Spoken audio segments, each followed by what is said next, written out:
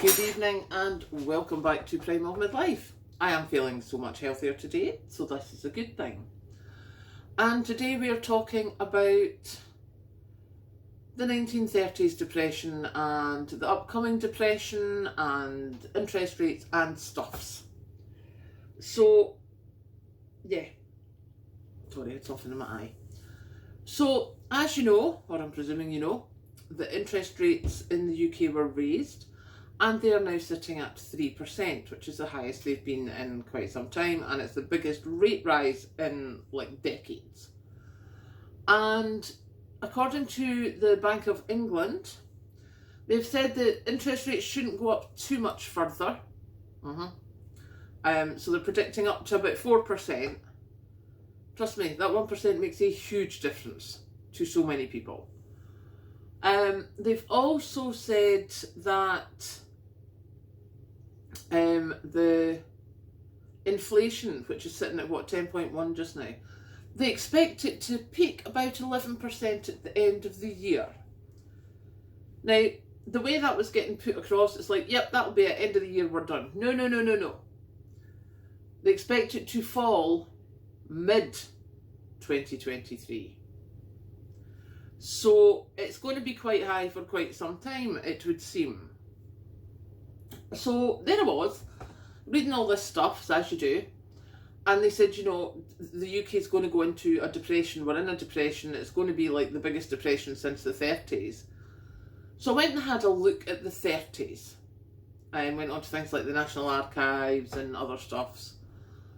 And it seems from, I think it was 29 to 31, was like the big depression after the stock market crash in the States, when everything went very, very wrong. And because the way the things were all interconnected, when the stock market crashed and America went into a depression, then the UK did as well, because the exports shut right down because America wasn't buying anything. The whole of the Western world was seemingly affected by the Wall Street crash. Just like the whole of the Western world's been affected by what's happening in Ukraine, it would seem. So, yeah, seemingly about 29 after this crash, there was a huge depression in the UK. And people really, poverty level was good. There was, rickets and all that, and scurvy all showed reappearances. People were going to soup kitchens, and I think, if I'm correct, roughly about that time, that was when they thought about school meals and school milk to try and keep the kids healthy, because their parents couldn't afford to keep them healthy. They just didn't have money for food. Excuse me. The government, in its wisdom, decided, in an effort to balance the books, when they couldn't find any other way of doing it, they cut the unemployment benefits and they cut government staff payments. Does that sound familiar to anyone, possibly?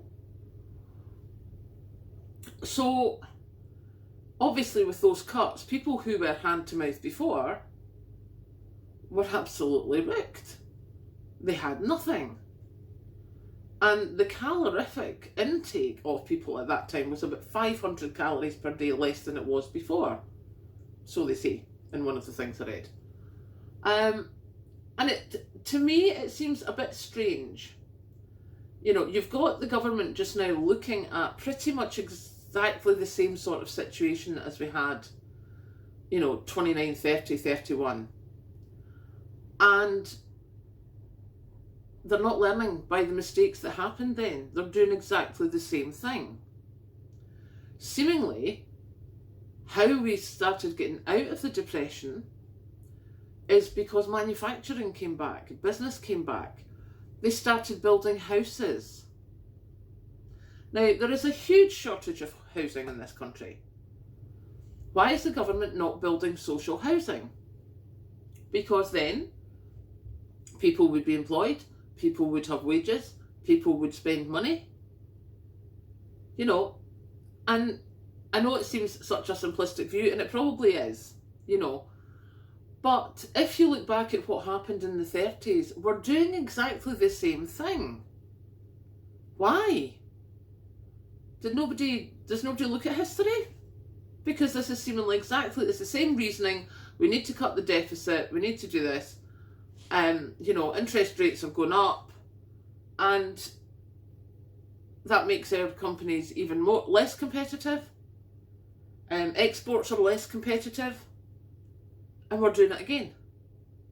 You know, we are sleepwalking into a recession as bad as the one that we had in the 30s. Now, we know how they got out of the recession in the 30s.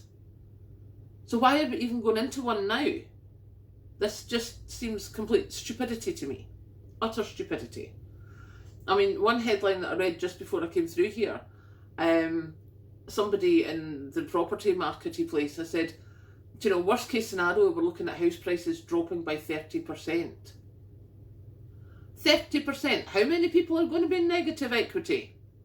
How many people, because of the interest rates, are not going to be able to afford their mortgage anyway? I mean, this just to me seems like blind stupidity.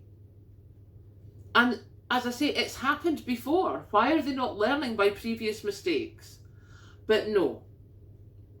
While all your mega millionaires and multi-billionaires are living the life of Riley, the ones that are going to get hammered are the normal, hard-working people who are struggling to keep life and body and soul together.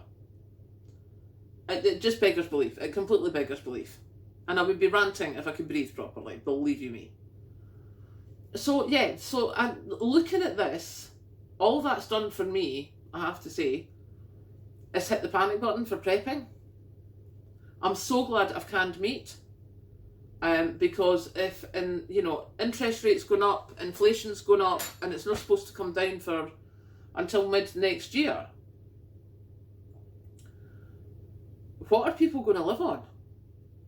And at the time in the 29, 30, 31, we were a big industrial nation. You know, we had the steelworks, the shipbuilding and all that. What are we now? We're a service nation.